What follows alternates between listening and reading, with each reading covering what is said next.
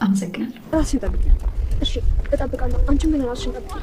ይኸውልህ በሰጠው ሰዓት ለኪዱ ነው የሚያስፈልግ ነገር ካለ እኔ ጋርም ደውልልኝ። እኛ ጉዳያችን እንደጨረስን ቶሎ እንመጣለን። እሺ ኪንጎዬ፣ እንዴት ነህ? እባክህ ዛሬ ከየት ተገኘ?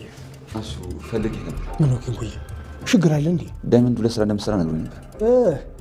ቀን ስራውን ነው።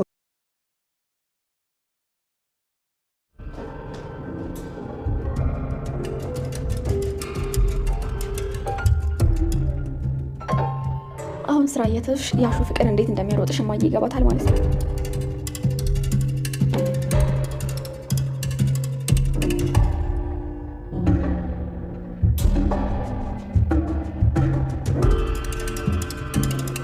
ሮማን ሮማን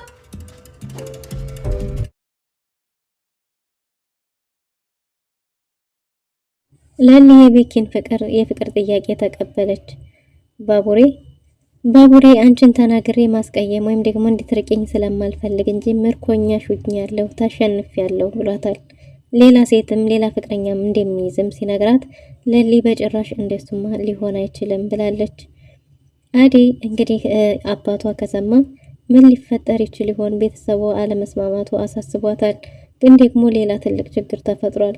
ብርሃን ዴቭን እጅግ በጣም ታፈቅረዋለች። ብርሃን ዴቭን በጣም ስለምታፈቅረውም እንግዲህ ሩታና ዳይመንድ እየተጫወቱ ባለበት ዴቭ ብቻውን ነው ብላ ስትሮጥ ወደ ቤት ተመልሳ እሱን ፍለጋ ሄዳለች። ሄለንና አበበም ወደ ከተማ መጥተዋል። ሰላም ውድና የተወደዳችሁ ውድ ቤተሰቦች እንደምን አላችሁ? በያላችሁበት የዓለም ዳርቻ ሰላማችሁ በተረፈ ይበል እያልን ዛሬም በአዲስ መጥተናል። እናንተም በቅንነት ላይክ፣ ሼር፣ ሰብስክራይብ እያደረጋችሁ ቤተሰብ አድርጉን። አደይ ተከታታይ ድራማ በባለፈው ክፍል እንዴት ተመለከት ነው እንግዲህ ባቡሬ ከለሊ ጋር የራት ግብዣ ነበረውና ለራት ግብዣው በሰዓቱ ባለመድረሱ ለሊ እጅግ በጣም ተበሳጭታ ከዚህ በኋላ አልሄድም በቃ እያለች ነበር። አደይም እሱ እንኳን ቢቀር ከኔ ጋርም ቢሆን እንወጣለን እንጂ ዛሬ እንዲህ በጉጉት የጠበቅሽው የራት ምሽትማ በጭራሽ መቅረት የለበትም እያለች ነበር። ለሊም በጭራሽ አልወጣም ብላ አምርራለች። እናም እንግዲህ ባቡሬ ደግሞ ሲያስቆየው የነበረው የአበባው ጉዳይ ነበር። ምክንያቱም ኪንጎ አበባ ለመግዛት በወጣበት ከዚህ በፊት ሃንግ የሰሩት ሰው እሱን ደግሞ በተቃራኒው ይዞ ስለነበር ኪሱ ውስጥ ያለውን ገንዘብ ጨርሶ ስለወሰደበት ገንዘብ ፍለጋ አሹ ዘንድ ሄዶ ካሹ ገንዘብ ተበድሮ መጥቶ ነበር አበባውን የገዛው የባቡሬ ፕሮግራም እንዳይበላሽ ማለት ነው። እናም አበባውን ገዝቶ ተሻክሎ እየሮጠ ሲመጣ መንገድ ላይ ያው ሃንግ የተሰራው ሰው በድጋሚ ሲያገኘው እንግዲህ አበባ በመግዛቱ ሙድ እየያዘበትና ቁጭ ብድግ እንዲሰራ እያዘዘው ነበር። እሱም እባክህ ደግሞ ምን ፈልገህ ነው? እባክህ ተወኝ፣ ቁጭ ብድግ ስለምን አስፈለገ ቢለውም እሱም እንግዲህ እምቢ ብሏል። ምክንያቱም የአካባቢ የባለስልጣን ልጅ እንደሆነም ታውቋል ማለት ነው። እናም ባቡሬ ድንገት ሲመጣ መንገድ ላይ አግኝቶታል። ባቡሬ ሲያገኘው አንተ ደግሞ ምንድነው ጉዳያችሁ እያለው ነበር። በኪንጎም አበባውን ሰጥቶት በቃ አንተ ቶሎ ወደ ጉዳይ ሂድ፣ እኔ ከሱ ጋር እጨርሳለሁ ብሎን ነበር። ባቡሬም አንተም እዚህ የምትቆይበት ምንም አይነት ጉዳይ የለህም፣ አንተ ጋር ሌላ ጊዜ እናወራለን፣ አንተም ወደ ቤት ሂድ ብሎ አበባውን ተቀብሎ ወደ ቤት ተመልሷል። ወደ ለሊ አበባውን ይዞ ሲመጣ ለሊ እጅግ በጣም ተቆጥታበት ነበር። ይቅርታ ጠይቆ ባቡሬም አበባውን ሰጥቶ ነበር። አበባውን ቢሰጣትም በቀጠራት ሰዓት በማርፈዱ ተደስተኛ አልነበረችም። ለሊ ባቡሬ ከቀጠረባት ሰዓት ስላረፈደ እጅግ በጣም ተበሳጭታ ነበር እና አበባውንም እባክሽ አበባ ብዙ ዋጋ የተከፈለበት ነው የማርፈዴ ምክንያትም እሱ ነው ሲላት እንግዲህ አበባ በዚህ አበባ ሰበብ እንዴት ታረፍጃለህ? ለማርፈድህ እንዴት አበባ ሰበብ ይሆናል እያለች ነበር። እሱም ይቅርታ ጠይቆ አበባውን ሰጥቷል። አበባውንም ደግሞ ትርጉሙን ራሷ እንዲተረጉመው ባቡሬ በራሷ መንገድ አፍቅረው ፍቅሩን ማለት እሱ የፍቅር ጥያቄውን ቢያቀርብላት የሚያጣት ስለመሰለው በራሷ መንገድ እንድትመጣ የተቻለውን ያህል እየጣረ ነው። በእርግጥ ለሊም ብታፈቅረውም ግን ደግሞ ከነፍሷ ጋር ልክ ነኝ ልክ አይደለሁም የሚለው ከባለፈው ህይወቷ ስለተማረች ምናልባትም ያቢደገምስ የሚል ስጋት ስሜቷን እንዲያትገልጽ አድርጓታል ማለት ነው። እናም እንግዲህ ተያይዘው ወደ እራት ፕሮግራሙ ሄደዋል። ለሊ የተናደደችውን ሁሉ ረስታለች። ደስ የሚል የእራት ምሽት ነበራቸው። እናም በዛ በነበራቸው ሰዓት የተገናኙት በምክንያት እንደሆነና ከዚህ በፊት የማይወደው የነበረው ህይወቱ ያለ ጥፋቱ መታሰሩ ወደ ሌላ ማንነት ቀይሮት እንደነበረና አንዳንድ ፋውሎችን ሰርቶ በባህር ከሀገር መውጣት ፈልጎ እንደነበረ ግን ደግሞ እሷን ማግኘቱ እንደ አዲስ እንደቀረጸችው ለፈጣሪውም ቅርብ እንደሆነ ከዚህ በፊት ግን ከአምላኩ ጋር ብዙም ቅርርብ እንዳልነበረው ተናግሯል ማለት ነው። እና ለሊንም አሁን ምርኮኛዋ እንደሆነና እንዴት ተሸነፈ ነግሯታል። ቆንጂት ተሸንፌያለሁ፣ እኔ ላጣሽ ስለማልፈልግ እንጂ በጣም ብዙ መናገር የምፈልጋቸው ነገሮች ነበሩ፣ ግን ደግሞ አጣሻለሁ ብዬ ፈራለሁ ብሏታል። እናም ሌላ ጓደኛ ቤዝስ ብሎ ጠይቋት ነበር። ለሊ እንደዛማ በጭራሽ አይሆንም ብላለች። ለምን እኔና አንቺ እንዴት ምናያት ከሆን እኔ ከሌላ ሰው ጋር ብሆን ምን ይሰማሻል ብሏት ነበር። እንግዲህ ቤኪ ሊዱን እንደወደዳትና ሊዱ የዋህ እንደሆነች ነግሯታል። በጭራሽ ከሷ ጋር መሆን አችልም ብላለች። እሷ የኔ ሆነውን ሁሉም መቀማት ትፈልጋለች። ስለ ኤላም እንደነገረችውና ሁሉንም ነገር እንዳጫወተችው ስትነግረው ሲነግራት ማለት ነው ለሊ በጭራሽ አይሆንም ብላለች። እናም እንግዲህ በራስሽ መንገድ እንድትመጪ ፈልጌ ላጣሽ ስለማልፈልግ እንጂ ላውራሽ ብል ማውራት የምፈልገው በጣም ብዙ ነገር ነበረ እና ቆንጂት ብሎ ፍቅሩን የፍቅር አዝማሚያ መሆኑ ሲገባት እንግዲህ ወደ ቤታችን እንሂድ ብላለች። እሱም እሺ ብሎ ተያይዘው ወደ ቤት ተመልሰው መጥተዋል። እቤት ከመጡ በኋላ እሷን ለጓደኛዋ አስረክቦ እሱም ደግሞ ወደ ቤት መመለስ እንዳለበት ነግሯት ተመልሷል። ለሊ እጅግ በጣም ደስተኛ እንደሆነች ፊቷ ያስታውቅ ነበር። አዴም እንዴት ነበር ምሽቱ ብላ ስለ ሁሉም ነገር ማወቅ ስትጠይቃት እንግዲህ ለሊም ምንም አዲስ የተፈጠረ ነገር እንደሌለ ግን ደግሞ ሁኔታው ወደ ፍቅር እያዘነበለ እንደሆነ እሷም ደግሞ ስሜቷ ወደዛ እንደሚያመዝን ግን ደግሞ ወደ ባለፈው ስህተቷ እንዳትሄድ እየፈራች እንደሆነ ስሜቷን እንደገደበችው ተናግራለች ማለት ነው። አዴንም ቢሆን አንቺም ከኔ ተማሪ፣ የኛ የምንላቸው ነገሮች ምንም የኛ ላይ ሆኖ ይችላሉ። ስለዚህ ሁሉንም ነገር አንድ ቀን ወይ ጥሎሽ ቢሄድ ወይ ምናምን መሰበር የለበሽም እና ከኔ ልትማሪ ይገባል ጓደኛዬ ብላታለች።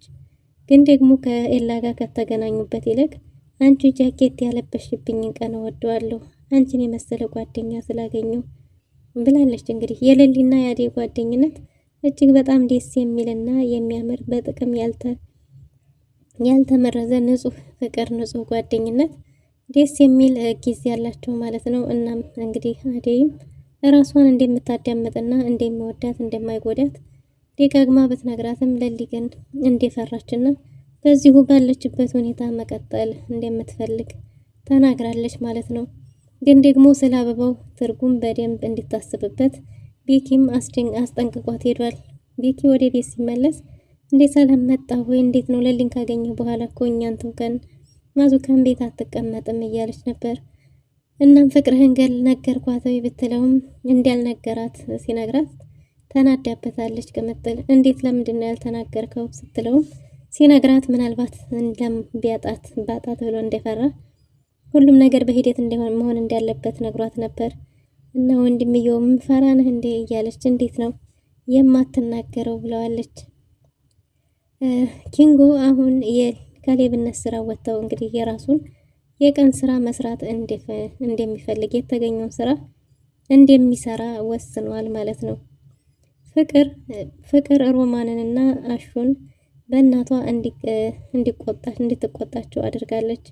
የፍቅር እናት እንግዲህ ፍቅር የምትለው እውነትም ባይሆንም ግን ደግሞ አሁን ሀሳቧን ሰምታ አሹና ሮማንን እንዳይገናኙ ከልክላለች። ይህ የሚሆነው ምንድነው?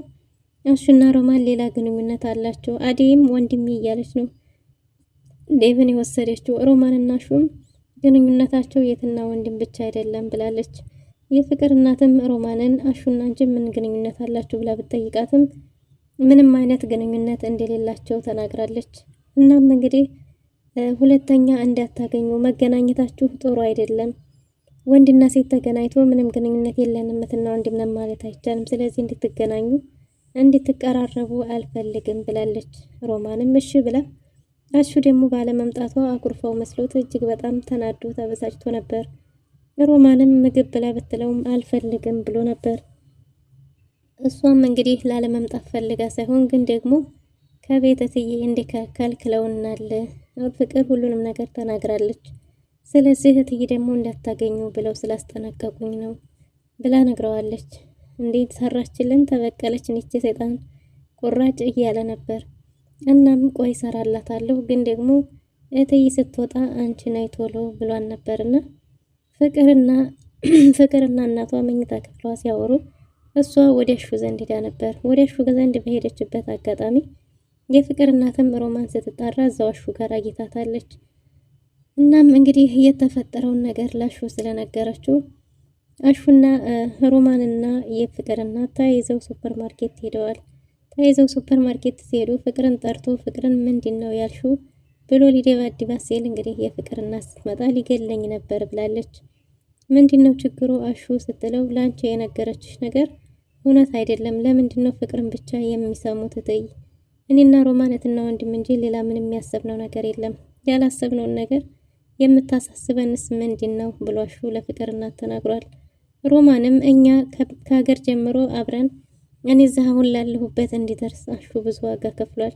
ስለዚህ ወንድሜ ነው፣ እህቱ ነኝ፣ እህትና ወንድማማቾች ነን እኛ። ስራዬን ሲጨርስ ከሱ ጋር ብንጫወትና ብናወራ ችግሩ ምንድነው?